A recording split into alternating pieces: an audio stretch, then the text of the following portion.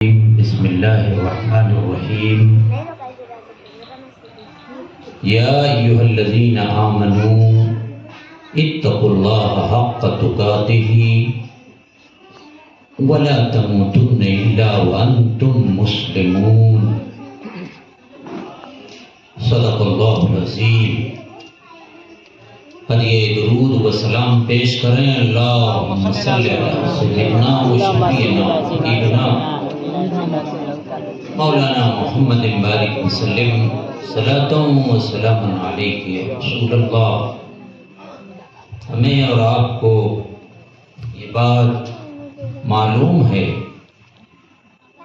کہ آج کی محفل پاک ہمارے دینی بھائی عزیزم شمشاد سلمہ کے والد محترم جناب محمد اسلام صاحب مرحوم، ان کے ایصال ثواب کے لیے یہ محفل پاک منعقد کی گئی۔ اللہ تبارک و تعالی اس محفل پاک کو ہم سب کی حاضری کو قبولیت کا درجہ عطا فرمائے اور محفل کے صدقہ طفیل مرحوم کے چھوٹے بڑے گناہوں کو معاف فرمائے۔ میں نے اسی مناسبت کی ایک آیت کریمہ کو قرآن کریم سے پڑھا ہے۔ اللہ اتقوا اللہ حق تقاته، اللہ سے ڈرا کرو، اللہ کی بات مانا کرو جیسا کہ اس سے ڈرنے کا حق ہوا کرتا ہے۔ اللہ کی بات ماننے کا جو حق ہے اس کے مطابق بندوں کو، مومنین کو اللہ تبارک و تعالی کی بات کو ماننا چاہیے، اس پہ عمل کرنا چاہیے۔ دوسری بات آگے بتائی گئی وَلَا تَمُوتُنَّ إِلَّا وَأَنْتُمْ مُسْلِمُونَ، تجھے موت جب آئے تو اس حال میں ہونی چاہیے کہ تم مسلمان رہو، اللہ کے اطاعت گزار اور فرما بردار بندے رہو، اخیر دم تک لا تموتن، مت مرنا تم لوگ، موت نہیں آنی چاہیے مگر اس حال میں آنی چاہیے کہ تمہارا جسم بھی مسلمان ہو، تمہاری روح بھی مسلمان ہی ہونی چاہیے۔ اللہ رب العزت نے سب سے پہلے ایمان والے کو آیت کریمہ میں کیا حکم فرمایا کہ بندے اپنے رب سے، اپنے مالک سے ڈرا کرو۔ اللہ سے ڈرنے کا، اس سے خوف کرنے کا معنی اور اس کا مطلب کیا ہے؟ اللہ سے ڈر کا معنی اور مطلب یہ ہوا کرتا ہے کہ خدا کے حکم کی نافرمانی کا نیکی جب کرتے رہیں گے تب تو دل میں خوف نہ آئے گا، بلکہ یہ خوشی ہوگی کہ مالک کے حکم کے مطابق ہم کام کر رہے ہیں۔ لیکن جب بھی گناہ کی طرف جاؤ، جب بھی خراب کام کی طرف جاؤ، اس وقت فوراً گناہ کرتے ہوئے مالک کی پکڑ، اللہ کی پکڑ سے بندے کو ڈرنا چاہیے کہ ہو سکتا ہے یہ گناہ میں کروں اور اللہ تبارک و تعالی اسی گناہ میں اگر پکڑ لے تو یہ سمجھ لیجئے کہ ہماری زندگی کیا ہے، بیکار ہو جائے گی، خدا کی بارگاہ میں مردود بندے بن جائیں گے۔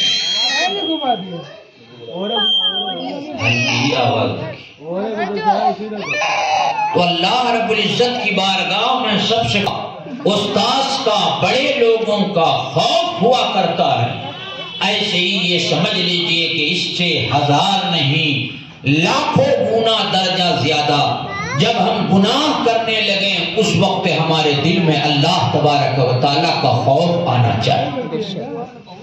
اور دیکھیے ایک چیز کیا ہے، ایک ہے زبانی خوف اور تقوی، اور ایک ہے حقیقی خوف اور تقوی. زبانی خوف اور تقوی کا معنی کیا ہوتا ہے؟ زبانی خوف اور زبانی اللہ سے ڈرنے کا معنی یہ کہ ہم اور آپ سب یہ کہتے ہیں کہ ہم اللہ تعالیٰ سے ڈر رہے ہیں، ہم کو اللہ رب العزت کا خوف ہے، وہ پکڑ لے زبان سے ہم اور آپ سامنے میں کوئی بندہ اللہ بول دیتا تھا کانپنے لگتے تھے اس کے خوف. اللہ کے ایسے نیک بندے کہ جب اللہ کا لفظ آ جائے اس کی قدرت، اس کی طاقت، اللہ کی عظمت، اس کی پکڑ سے اولیاء کرام اور بزرگان دین خوف کرنے لگتے تھے کہ پتہ نہیں اگر کوئی غلطی اگر ہو جائے تو اللہ کی بارگاہ میں ہم پکڑے جائیں گے. اسے حقیقت میں کیا کہا جاتا ہے؟ خوف حقیقی کہا جاتا ہے. ہم اور آپ سنتے رہتے ہیں اللہ اکبر، جیسے یہ سمجھیے دنیا میں کسی کے سامنے میں جب بولا جاتا ہے شیر، تو شیر بولتے ہی ایک دل کے اوپر ایک خوف سا محسوس ہوتا ہے کہ ایک خطرناک طاقتور قسم کا جانور جو ہمیں مار سکتا ہے، ہلاک کر سکتا ہے، ہمارے اوپر قدرت اسے ہے. میرے عزیز، بندہ اگر کوئی غلطی اور گناہ کرے تو یہ سوچے اس شیر سے 1 2 نہیں، ویسے تو لاکھوں اربوں شیر کا جو پیدا کرنے والا رب ہے اس سے اس بندے کو لاکھوں کروڑوں درجہ خوف ہونا چاہیے. اور مالک کا نام جب سامنے آ جائے تو جیسے ہم سامنے کسی جانور کو دیکھ کر، موذی جانور کو دیکھ کر، شیر کو دیکھ کر خوف آ جایا کرتے ہیں، ڈرتے ہیں، سوچنا چاہیے کہ اللہ کی پکڑ اپنے بندے کے اوپر اس سے بھی زیادہ ہے. اگر ہم گناہ اور غلطی کرتے ہیں اللہ ہر وقت قدرت رکھتا ہے کہ جب چاہے پاک پروردگار ہمیں پکڑ لے اور ہمارے گناہ کے اوپر سزا دے دے. اسی حقیقت میں کیا کہا جاتا ہے؟ حقیقی خوف کہا جاتا ہے. اس لیے اگر کسی بندے مومن کے اندر جب اللہ کا ذکر ہوتا ہے، پاک پروردگار کی جب بات آتی ہے، اللہ کا نام لیتے ہوئے خوف سے اس کی آنکھوں سے اگر آنسو کا ایک قطرہ آ جاتا ہے، اللہ کی بارگاہ میں دنیا کی تمام چیزوں سے زیادہ یہ چیز عزیز ہے کہ میرے بندے کے سامنے میں میرا ذکر کیا جائے، نام لیا جائے، اور کسی بندے کی آنکھ سے اگر آنسو آ جاتا ہے اللہ تبارک و تعالیٰ اس بندے کے جسم کے اوپر جہنم کی آگ کو حرام فرما دیتا ہے. ہم اور آپ بہت سے لوگ راتوں کو نماز پڑھتے ہیں، کبھی تقریر سنتے ہیں، دعا کرتے رہتے ہیں، رونے لگتے ہیں، آنکھ سے آنسو آ جاتے ہیں. اللہ کے حبیب صلی اللہ علیہ وسلم نے ایک حدیث پاک میں ارشاد فرمایا، صحابی رسول حضرت عبداللہ ابن مسعود روایت فرماتے ہیں کہ نبی پاک نے ارشاد فرمایا کہ جو بندے مومن اللہ کے نام پہ اس کی یاد میں آنسو بہاتا ہے، اگرچہ اس کی آنکھ سے آنسو کا ایک قطرہ جو مکھی کے پر کے برابر ہوتا، کسی انسان کی آنکھ سے اللہ کی یاد میں آنسو کا ایک قطرہ بہے جو قطرہ کے مکھی کے پر کے برابر کیوں نہیں ہو، اللہ رب العزت اس بندے کے جسم کے اوپر جہنم کی آگ کو حرام فرما دیا کرتا. ایک دوسری حدیث پاک میں ہماری زندگی کا مقصد کیا ہے؟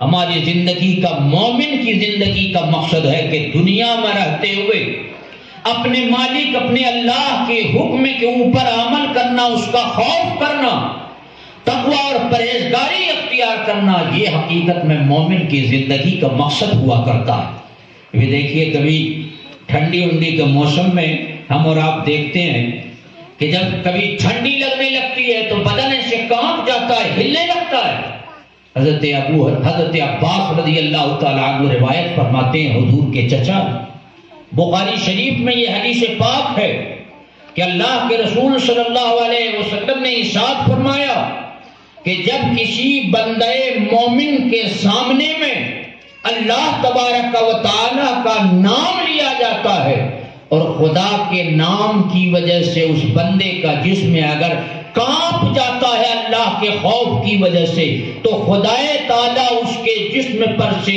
گناہ کو ایسے ہی جھاڑ دیتا ہے جیسے کہ پتجھڑ کے موسم میں درخت سے پتیاں گر جاتی ہے، ایسے ہی اللہ رب العزت سے جو بندہ خوف کرتا اس کا جسم ہل جاتا ہے، اللہ اس کے جسم پر سے گناہ کو جھاڑ دیا کرتا ہے، پاک اور صاف فرما دیا کرتا ہے۔ ہم بڑی سے بڑی غلطیاں کر کے، بڑے سے بڑا گناہ کر کے مالک سے خوف کھاتے ہیں، نہ اللہ رب العزت کا ڈر ہوا کرتا ہے۔ ہمارے آقا کریم صلی اللہ علیہ وسلم کی زندگی دیکھیے، قرآن پاک کی آیت کریمہ کو جب سنتے تھے، جن آیت کریمہ میں اللہ کی پکڑ، اللہ کے عذاب، جہنم کا ذکر ہوا کرتا ہے، رسول جب ان آیات کریمہ کو سنتے تھے تو آیا ہے روایتوں میں، حدیث پاک میں آتا ہے کہ کئی مرتبہ نبی پاک صلی اللہ علیہ وسلم بے ہوش ہو کر گر پڑے۔ حضرت عبداللہ ابن عمر روایت فرماتے ہیں کہ ایک صحابی قرآن پاک کی آیت کریمہ ان لدینا انکالا و جحیما، اللہ رب العزت ارشاد فرماتا ہے اے انسان، دنیا میں تم گناہ اور غلطی کرتے رہتے ہو، میری نافرمانی کرتے رہتے ہو، تو ذرا یہ بھی سن لو میرے پاس انکالم و جہیما، بھڑکتی ہوئی آگ بھی ہے اور ہمارے پاس بڑے اسلحے بھی ہیں، اگر تم آتے ہو گرجے بھی ہیں جن سے ہتھوڑے بھی ہیں، جن سے عذاب دیا جاتا ہے، سزا دی جاتی ہے۔ آقا کریم صلی اللہ علیہ وسلم جو ساری کائنات میں اللہ کے سب سے پیارے اور محبوب ہیں، رسول اللہ جب آیت کریمہ کو سنتے ہیں جس میں اللہ کے عذاب کا ذکر ہے، رسول اللہ بے ہوش ہو کر گر پڑتے ہیں۔ پھر نبی پاک صلی اللہ علیہ وسلم کو ہوش آتا ہے، آقا کریم صلی اللہ علیہ وسلم کیا ارشاد فرماتے ہیں، اللہ رب العزت نے جو قرآن پاک میں پکڑ کو، جہنم کے عذاب کو جو صورتوں میں ذکر فرمایا ہے، قسم خدا کی ان صورتوں نے اور اللہ کی پکڑ نے مجھے بوڑھا کر دیا ہے، میرے بال سفید ہو رہے ہیں اللہ کے خوف کی وجہ سے۔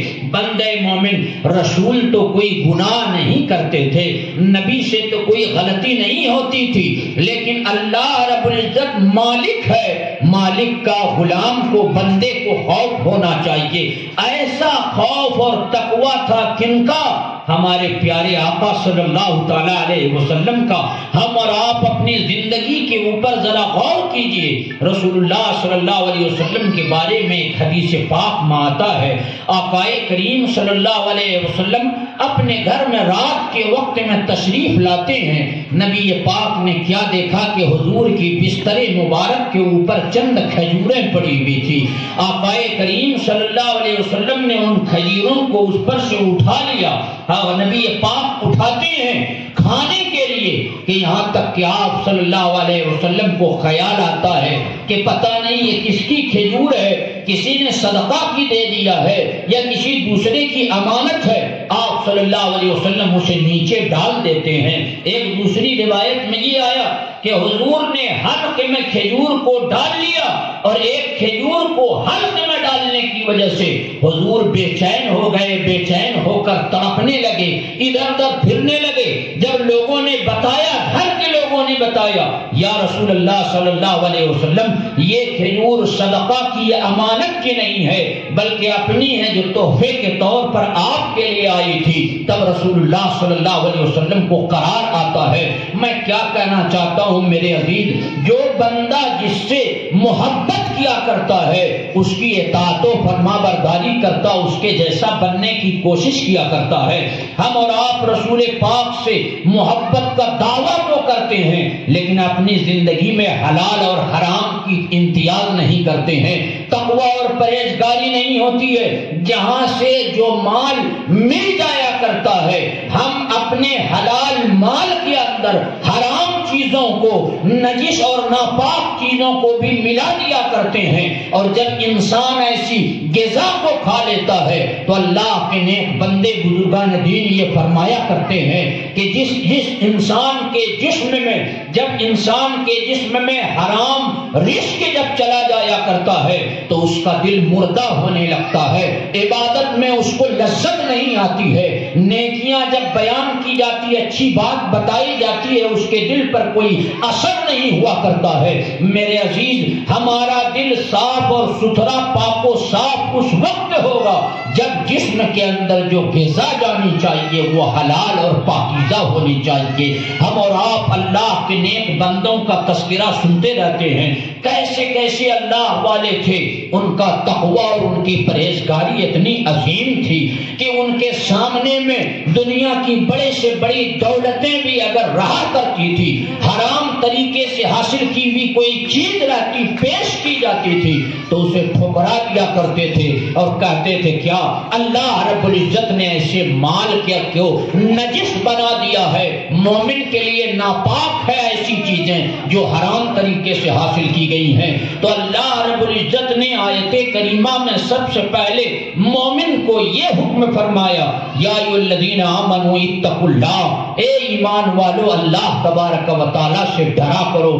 خدا سے ڈرنے کا حق یہ ہے کہ کبھی کبھی آنسو بھی بہایا کریں، اور آنسو اگر نہیں بہا سکتے ہیں تو حدیث پاک میں آیا ہے کسی کی آنکھ سے آنسو اگر نہ گرے تو اپنے چہرے کو اللہ سے دعا کرتے ہوئے اپنے چہرے کو رونے والا چہرہ بھی اگر بندہ بنا لیا کرتا ہے، اللہ تبارک و تعالی اس انسان کے عمل کو قبول کر لیتا ہے، اس بندے کو خدائے تعالی محبوب بنا لیا کرتا ہے۔ جو بندہ کے خدا کا خوف بھی رکھتا ہے اور اس کی بارگاہ میں روتا اور گڑ گڑایا بھی کرتا ہے۔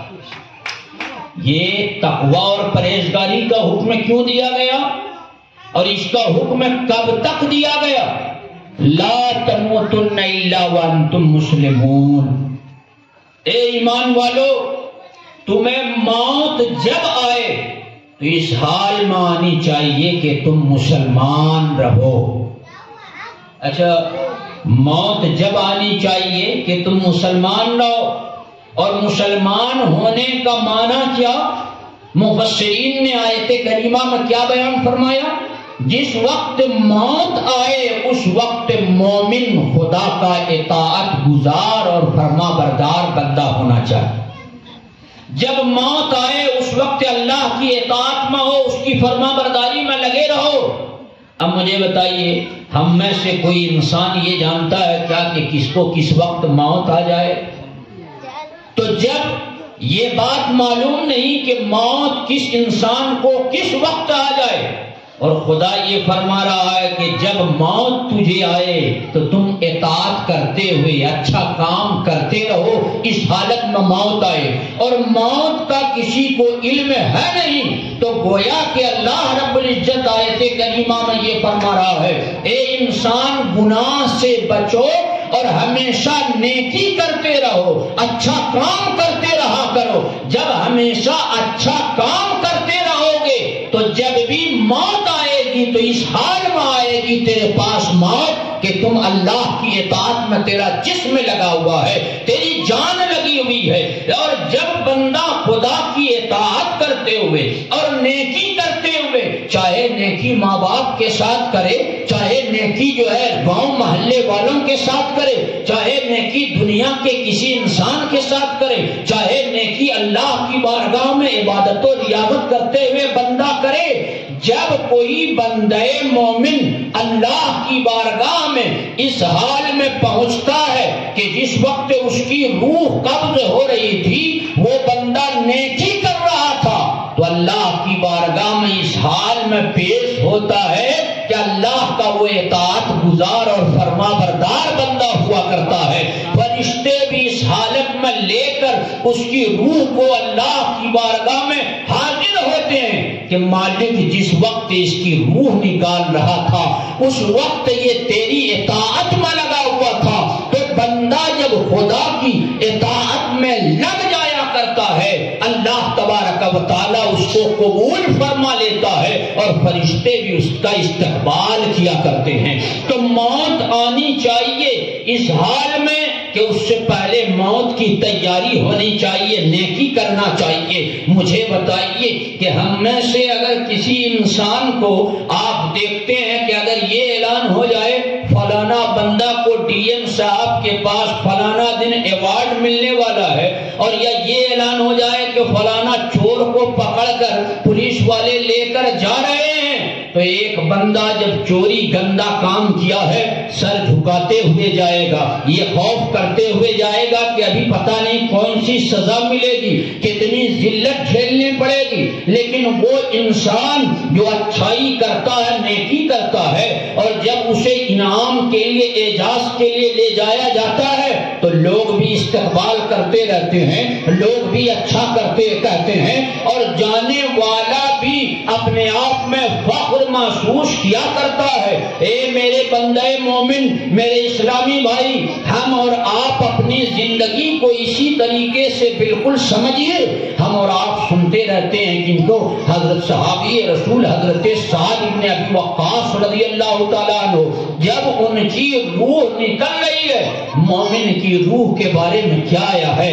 جب فرشتے اس کے پاس حاضر ہوتے ہیں، سلام کرتے ہیں، اس کی جب روح نکالتے ہیں تو مومن کی روح اس طرح سے نکلتی ہے جس طرح سے مشکیزہ سے، یعنی گھڑے سے پانی ٹپکتا ہے، گھڑے کو احساس نہیں، اسی طرح سے مومن کی روح نکلتی ہے۔ اور بندہ اگر نیکوکار ہے تو ایک فرشتے دوسرے فرشتے کو، دوسرے تیسرے فرشتے کو، حدیث پاک میں کیا آیا؟ جب حضرت سعد ابن ابی وقاص رضی اللہ تعالیٰ عنہ کی روح قبض کی گئی تو اللہ کے رسول صلی اللہ علیہ وسلم نے کیا ارشاد فرمایا؟ اے میرے بھائی سنو سنو، میں دیکھ رہا ہوں کہ سعد کی روح کو ایک فرشتے دوسرے کے ہاتھ میں، دوسرے تیسرے کے ہاتھ میں، یہاں تک کہ آقا فرماتے ہیں زمین سے لے کر آسمان تک فرشتوں کی صف لگی ہوئی ہے، ہر فرشتہ ان کی روح کو دوسرے کے ہاتھ میں،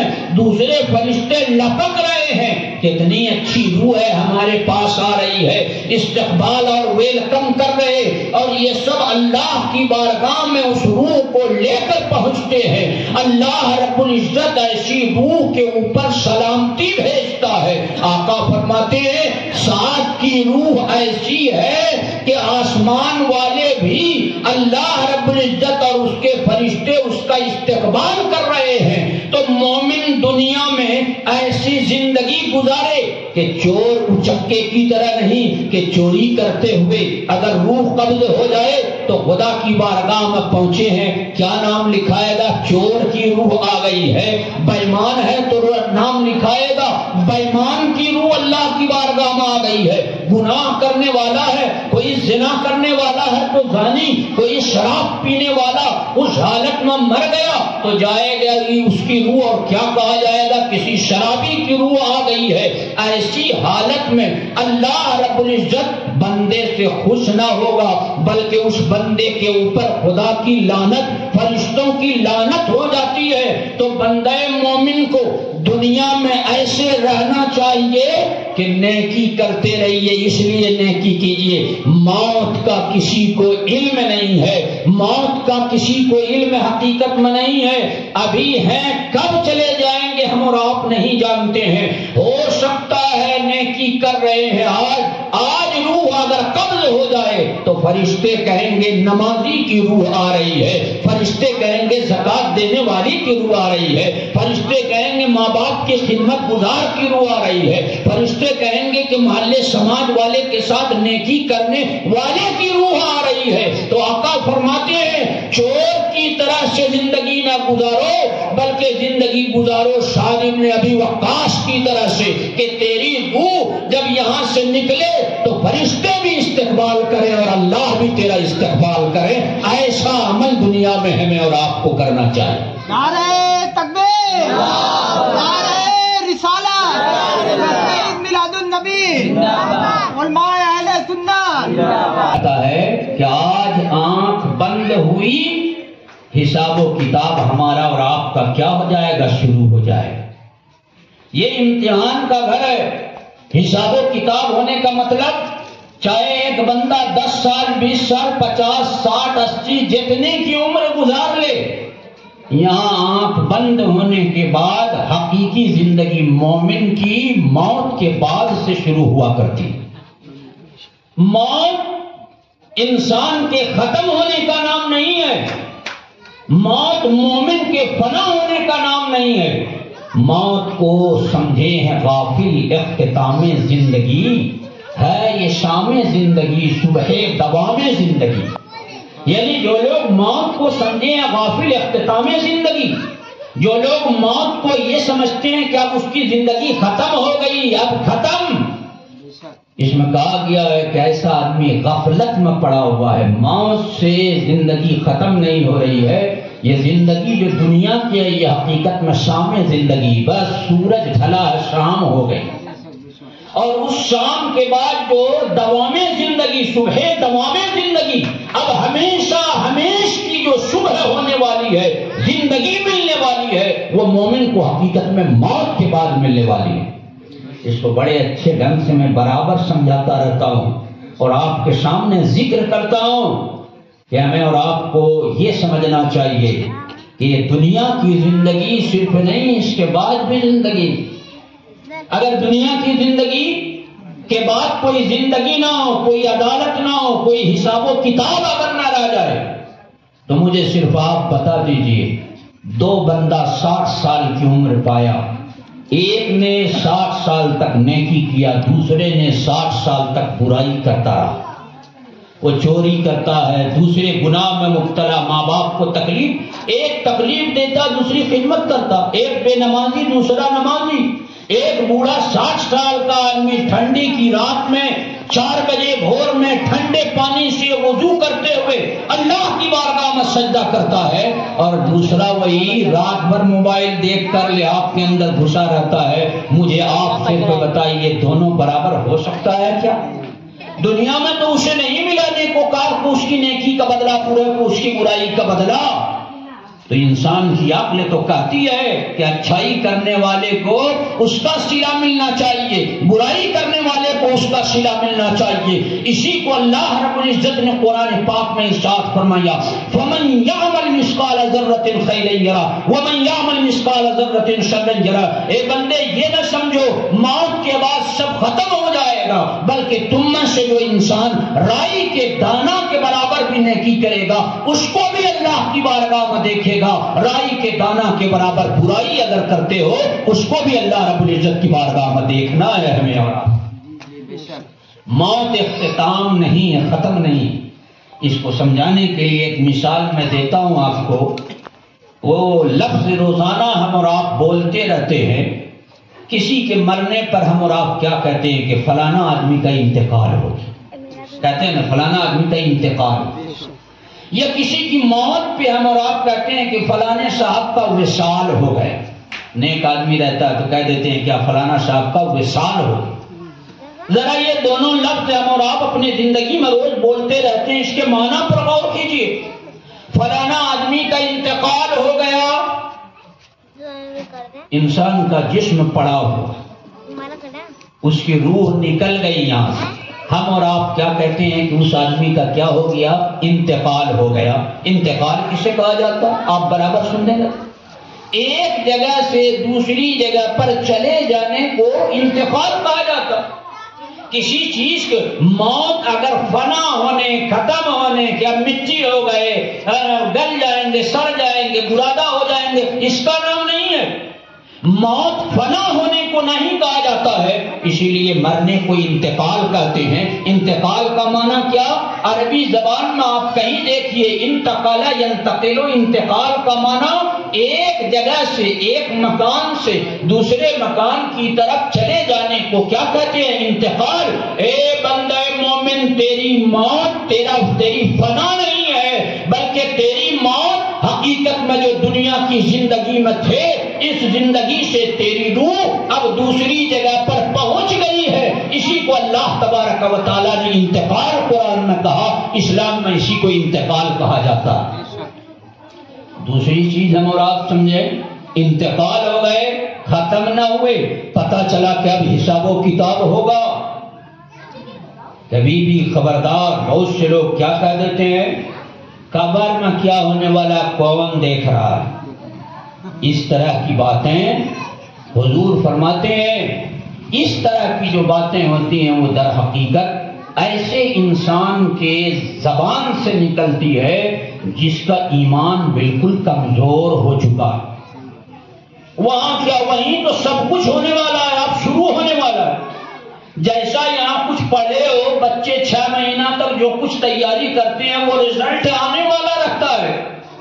موت ہی کے بعد تو حقیقت میں مومن کا رزلٹ آنے والا ہوگا کہ اب ہمیشہ ہمیش کی نعمت میں تم جانے والے ہو یا ہمیشہ ہمیش کے عذاب میں جانے والے ہو۔ اس وجہ سے یہ کبھی نہ کہنا چاہیے کہ وہاں کیا ہونے والا ہے اس کو کون دیکھا ہے۔ ایک چیز کیا تھی، انتقال۔ دوسری چیز ہم اور آپ کیا بولتے ہیں، وصال بولتے ہیں۔ یہ بہت پیارا لفظ ہے، اسے اگر سمجھ لیجئے گا آپ کو مزہ آ جائے۔ وصال، وصال کا معنی کیا ہوتا ہے؟ وصل کا معنی عربی زبان میں ملنا۔ وصل کا معنی کیا؟ مل جانا۔ وصل کا معنی عربی زبان میں جب ایک محبت کرنے والا اپنے محبوب سے مل جاتا ہے اس کے لیے کون سا لفظ آتا ہے؟ وصال کا لفظ آتا ہے۔ شاعر لوگوں کو ہم اور آپ سنتے ہوں گے، وصل یار اور فراق یار۔ جب محبت کرنے والا اپنے محبوب کو پا لیتا ہے تو کیا کہتے ہیں کہ فلانا محبت کرنے والے کا اپنے محبوب سے وصال ہو گیا۔ وصل یعنی مل گئے ایک دوسرے سے، اور دوسرے سے جدا ہو گئے، ایک دوسرے کو نہ پائے تو اس کو کیا کہا جاتا ہے؟ فراق کہا جاتا ہے۔ اب تھوڑا غور کیجیے، مومن اس دنیا سے جا رہا ہے، اللہ اور اس کے رسول کیا فرما رہے ہیں؟ وصال ہو رہا ہے اس کا، وصال ہو رہا اس کا۔ وصال کا معنی مل جانا۔ محبت کرنے والے کا اپنے محبوب سے مل جانے کو وصال کہا جاتا ہے۔ پاک پروردگار، ایک بندہ، ایک بیٹا اگر انتقال ہوا، باپ کا انتقال ہوا، وہ اپنے بیٹا جس سے محبت کرتا ہے اس سے جدا ہو کر ہمیشہ کے لیے جا رہا ہے۔ ایک شوہر اپنے بیوی سے جدا ہو کر ہمیشہ کے لیے چلا جا رہا ہے۔ ایک بھائی اپنے بھائی کے ساتھ سے جدا ہو کر ہمیشہ ہمیش کے لیے دنیا سے جا رہا ہے۔ باپ بیٹے سے جدا ہو رہا، بھائی سے جدا ہو رہا ہے، شوہر بیوی سے جدا ہو کر چلا جا رہا ہے، بھائی بہن سے جدا ہو کر جا رہا ہے۔ جب ایک، اور دیکھیے دنیا میں سب سے زیادہ محبت کرنے والے کون؟ ماں باپ اپنی اولاد سے، یا اولاد اپنے ماں باپ سے، یا بیوی شوہر ایک دوسرے سے۔ یہی تو سب سے زیادہ ایک دوسرے سے محبت کرنے والے۔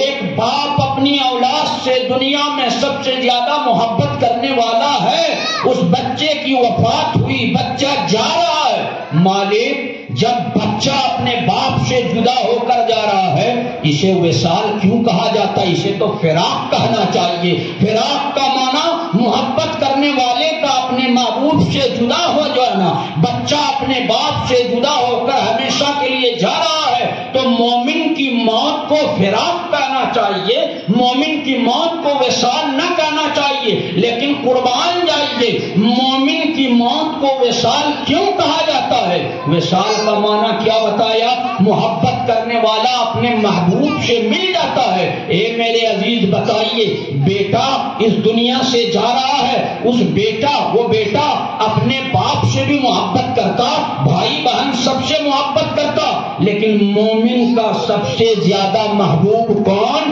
اللہ تبارک و تعالی۔ مومن کے نزدیک سب سے زیادہ محبوب کون؟ رسول اللہ صلی اللہ علیہ وسلم۔ اللہ رب العزت قرآن پاک میں ارشاد فرماتا ہے، قل ان کان آباؤکم وابناؤکم واخوانکم وازواجکم وعشیرتکم واموال اقترفتموها وتجارۃ تخشون کسادها ومساکن ترضونها احب الیکم من اللہ ورسولہ قوله فتربصوا، اے نبی آپ کہہ دیجئے مسلمانوں سے، اے مسلمانوں اگر تم لوگوں کو اپنے باپ اپنے بال بچے ان کان آباؤکم وابناؤکم واخوانکم، اگر تمہارے جو بھائی ہیں وہ تمہارے وہ مال جس کو جمع کر کے رکھے ہو، تمہاری وہ تجارت جس کی تم حفاظت کرتے رہتے ہو، تمہارے عالی شان مکان جس کو دیکھ دیکھ کر خوش ہوتے ہو، مجھے بتائیے دنیا میں انسان کو یہی چیزیں تو سب سے زیادہ پیاری ہوتی ہے، ماں باپ ہے، بال بچے ہیں، بھائی بہن ہے، تجارت ہے، مال ہے، مکان ہے، سب سے زیادہ عزیز اللہ فرماتا ہے مومنو اگر ان چیزوں سے تم اللہ اور اس کے رسول سے زیادہ محبت کرو گے تو اللہ کا عذاب آ جائے گا تمہارے اوپر۔ کیا معلوم ہوا مومن کے لیے سب سے زیادہ محبوب اللہ اور اللہ کے رسول صلی اللہ علیہ وسلم۔ اب بتائیے جس مومن یہاں سے جو انتقال ہوا ہے، انتقال ہونے کے بعد کہاں جا رہا ہے؟ یہ ماں باپ سب محبوب ہیں لیکن مومن کا محبوب حقیقی اللہ تبارک و تعالی، اس لیے حدیث پاک میں یہ کہا گیا کہ الموت جسر یوصل الحبیب الی الحبیب، مومن کی موت تو ایک پل ہے جو ایک دوست کو دوسرے دوست سے ملا دیا کرتی ہے۔ حقیقت میں مومن کی جب موت آتی ہے وہ مومن اپنے رب سے اپنے نبی پاک صلی اللہ علیہ وسلم سے ملاقات کرنے کے لیے جایا کرتا ہے۔ اس لیے مومن کی موت کو کیا کہا گیا؟ مومن کی موت ہے وصال، وصل ہے۔ حقیقت میں مومن اللہ رب العزت سے ملنے والا ہے۔ لا تموتن الا وانتم مسلمون، تم لوگوں کو موت نہیں آنی چاہیے مگر اس حال میں موت آنی چاہیے کہ تم لوگ اللہ کے اطاعت گزار اور فرما بردار بندے رہو۔ اس لیے اللہ کے حبیب کیا فرماتے ہیں؟ اذکروا حازم اللذات۔ بہت سے لوگ کہتے ہیں کیا ابھی تو 25 کے ہیں، 30 کے ہیں، ابھی بہت باقی ہے، 40 کے ہیں، ابھی بہت باقی ہے۔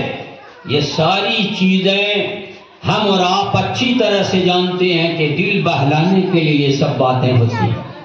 وہ ساری مثالیں پیچھے دیکھ لیے، کرونا کال آیا، کتنے اچھے اچھے تگڑے اور جوان کو سب کو لے کے گیا۔ ہم اور آپ دیکھتے ہیں کہ جس طرح سے آپ دیکھیے بوڑھے دنیا میں باقی رہ جاتے ہیں اور جب آندھی اور طوفان آتا ہے تو پیڑ کے اوپر جو ٹائٹ مال رہتا ہے، آم رہتا ہے، وہ سب کے سب بھی جھڑ جایا کرتے۔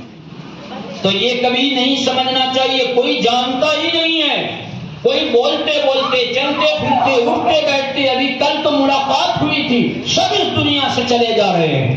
تو یہ کبھی مت بولا کیجئے 25 سال کے ہیں، مسجد میں ابھی سے دیکھا جائے گا، بعد میں ہو جائے گا، بعد میں پڑھیں گے۔ موت کو کوئی نہیں جانتا، ہمارے رب نے، اللہ نے جس نے پیدا کیا، اس نے قرآن پاک میں کیا کہا؟ اتقوا اللہ ولتنظر نفس ما قدمت لغد، اے بندے اللہ سے ڈرو، ولتنظر نفس، ہر ایک انسان کو اپنے آپ میں جھانکنا چاہیے، ما قدمت لغد، کل کے لیے آگے کے لیے کیا بھیج چکے ہو، اس کا حساب و کتاب لگانا چاہیے۔ آگے دنیا میں ہم اور آپ کتنا کماتے ہیں، روزانہ بیلنس شیٹ ملاتے ہیں، اتنا آیا اتنا گیا، سارا حساب کتاب رجسٹر سب کچھ کرتے ہیں۔ اللہ رب العزت نے کیا ارشاد فرمایا؟ مومن کو یہ چاہیے، اور اس کا طریقہ کیا؟ رات کو بستر پر جب جاتے ہیں گھنٹوں بھر پہلے دیکھتے دیکھتے موبائل، جب آنکھ بندے ہو جاتی ہے تب موبائل گر رہا ہے۔ ایسا نہیں، تھوڑا 5 منٹ یہ بھی سوچئے کہ فجر کے بعد سے جو آج میری آنکھ کھلی ہے اس وقت سے لے کر ابھی جو میں سونے جا رہا ہوں، یہ پورے 12-14 گھنٹے کے اندر میں نے کتنی نیکی کی ہے اور کتنا گناہ کیا ہے۔ اللہ والوں کے ذکر کو پڑھیے، کتابوں میں ملتا ہے کہ جب راتوں کو سوتے تھے اپنے گناہ اور اپنی نیکی کا جب وہ اس کو ملایا کرتے تھے، کیا گناہ کیا ہے، کیا ہم نے نیکیاں کیا ہے، تو چیخ مار کر رویا کرتے تھے۔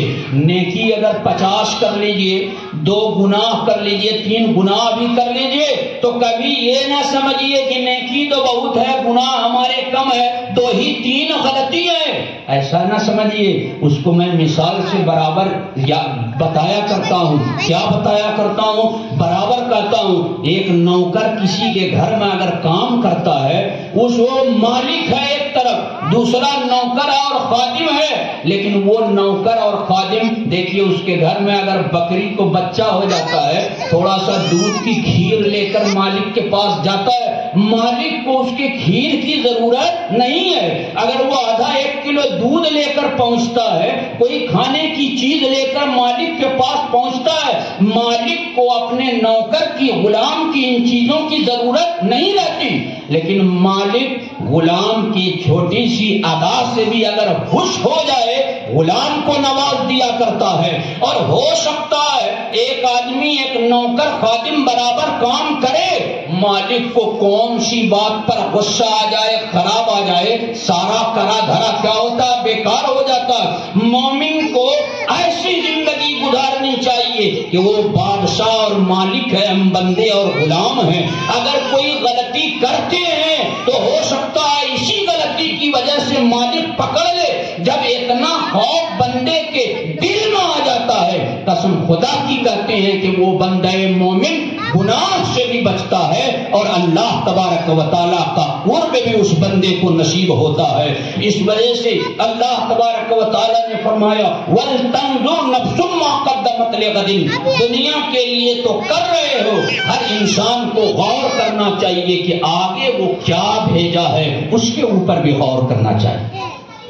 2-3 منٹ کی اور باتیں، اذان ہونے والی ہے، بس 5 منٹ کی اور گفتگو میں کروں گا. ایک ضروری بات، ہم اور آپ اپنے آپ کو جیسے ہی مسلمان کرتے، چھوٹا بچہ، بڑا بچہ، جوان، نوجوان، بوڑھے، جیسے خود کو مسلمان کرتے ہیں، سب سے پہلی چیز جو ہمارے اور آپ کے اوپر فرض اللہ کی طرف سے ہوتی ہے وہ کون سی ہے؟ 5 وقت کی نماز. میرے عزیز، اس کو ہلکے میں مت لیجئے. سب سے پہلی چیز جو مومن کے اوپر فرض ہونے والی ہے، جو چیز ایمان والے کو اللہ سے سب سے زیادہ قریب کرنے والی ہے، وہ کیا ہے؟ 5 وقت کی نماز. بندہ اپنی پیشانی کو زمین پر رگڑ دے کہ مالک ہم نے اپنے یہ عظمت والے، غرور والے سر کو تیری بارگاہ میں زمین پر رگڑ دیا ہے. اللہ تبارک و تعالیٰ کو ایسا بندہ بہت محبوب اور پیارا ہو جائے گا. میرے عزیز، نماز سے غفلت نہیں ہونا چاہیے. جمعہ کے دن کی نماز صرف نہیں ہے. جمعہ کی جو نماز، ایک بات آج بتا دیں کہ 5 وقتہ نماز کے مقابلے میں جمعہ کی نماز کی اہمیت کم ہے، یہ سمجھ لیجیے. اسی لیے دیہات میں اگر آدمی رہتے ہیں تو ان کے اوپر جمعہ کی نماز ہے بھی نہیں.